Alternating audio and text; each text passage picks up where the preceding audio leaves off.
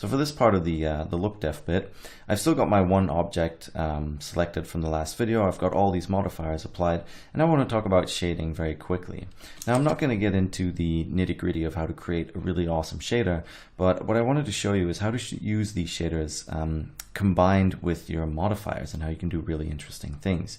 So the first thing I want to do is I just want to create a quick brick texture as an example, and give it a second to load in.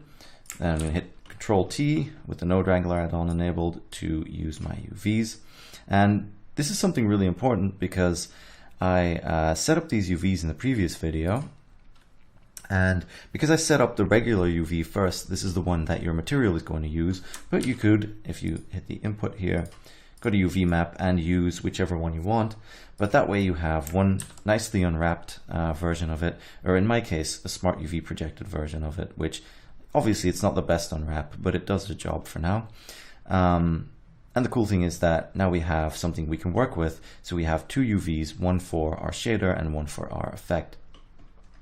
All right, so first thing I'm going to do is I'm just going to set these to white, crank up the size a little bit, which will in turn actually make it smaller, change the offset. I'm going to approximate what I had in the final video so you can kind of see how I got there and how I do things. So I like using the brick texture for sort of nice square patterns, and you can mess with the size of these as you're working with them.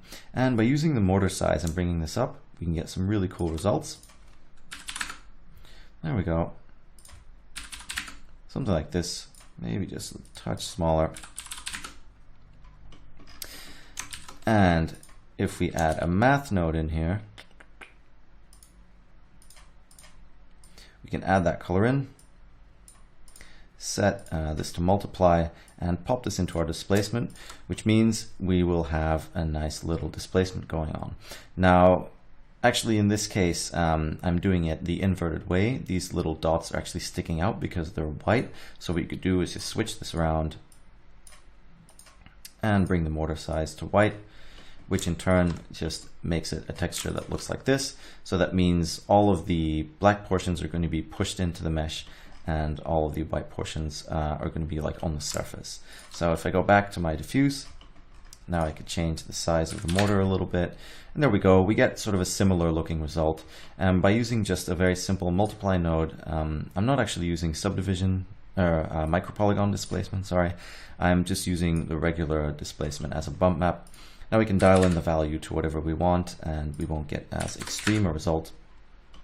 There we go. We get something similar. I think in the end, I dialed this down to a very, very low setting so you can just barely see them.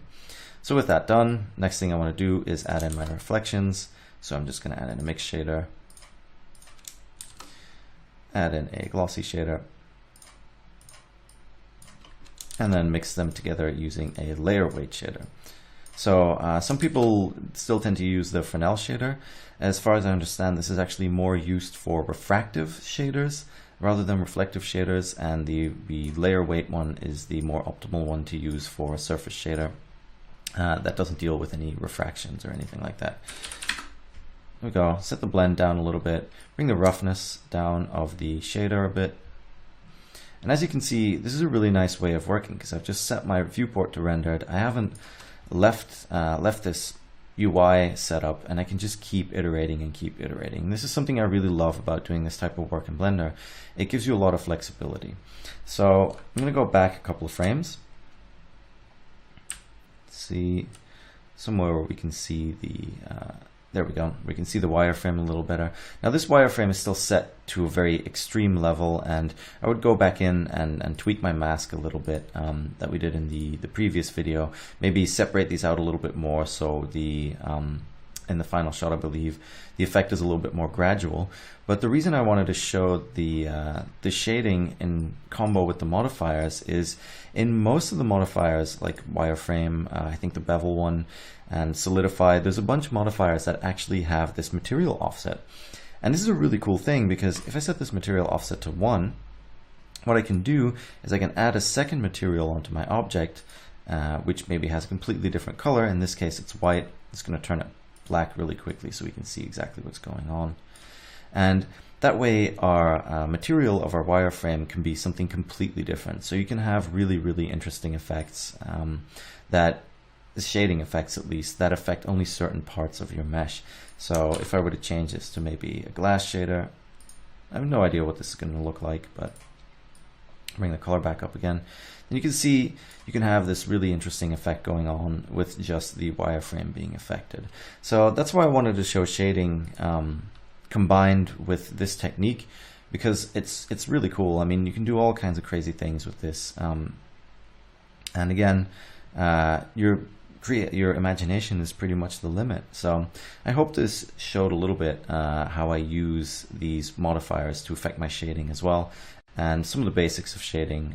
I guess I might do a technique video that has a little bit more sort of advanced shading techniques in it as well. So, all right, that's it for this video.